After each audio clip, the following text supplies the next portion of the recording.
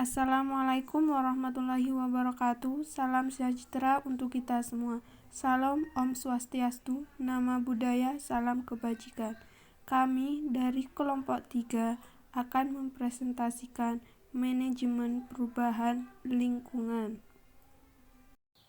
Kelompok 3 terdiri dari 2 orang, saya sendiri Melinda Tulhikmah dan Fahma Setiawati.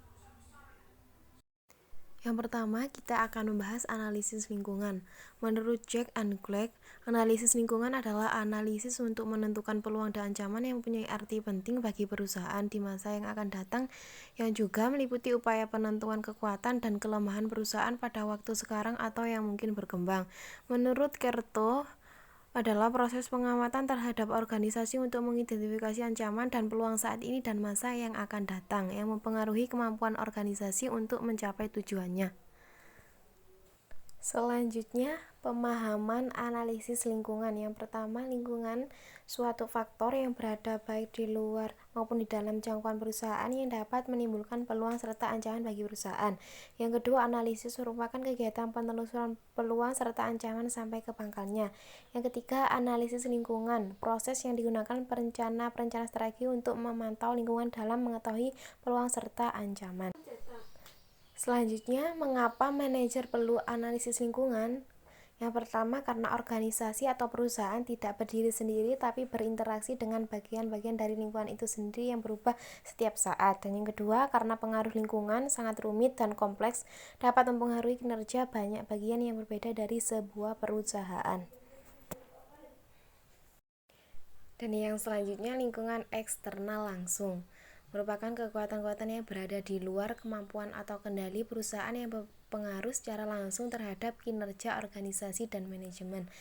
Lingkungan tersebut meliputi perusahaan, penyediaan, pelanggan, lembaga, perantara, pesaing, dan masyarakat umum. Lingkungan umum perusahaan, lingkungan yang berpengaruh secara tidak langsung terhadap kinerja organisasi dan hampir semua organisasi dipengaruhi oleh lingkungan tersebut. Lingkungan umum tersebut meliputi demokrasi, ekonomi, alam, teknologi, dan politik budaya.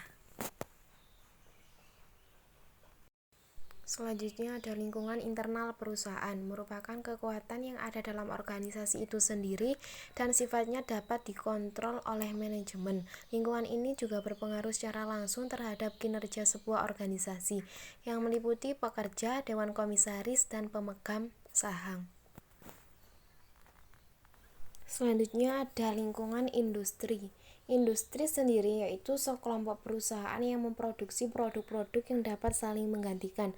Sedangkan lingkungan industri sendiri adalah serangkaian faktor-faktor yang merupakan ancaman dari pelaku bisnis baru, supplier, pembeli, produk pengganti, dan identitas persaingan di antara pesaing yang secara langsung mempengaruhi perusahaan.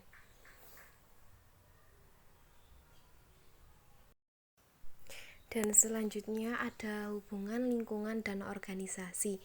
Thomson membagi 2 dimensi utama, yaitu yang pertama ada tingkat perubahan, melihat sejauh mana stabilitas suatu lingkungan yang diukur dengan skala tingkat perubahan stabil dan dinamis. Dan yang kedua ada tingkat homogenitas, yaitu melihat sejauh mana kompleksitas lingkungan yang diukur dengan skala homogenitas sederhana dan homogenitas kompleks.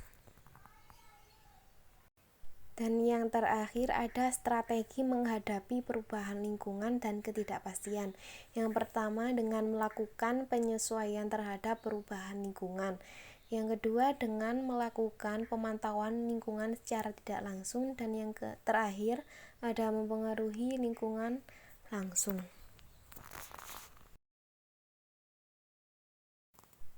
Baik, demikianlah beberapa hal yang bisa kami sampaikan.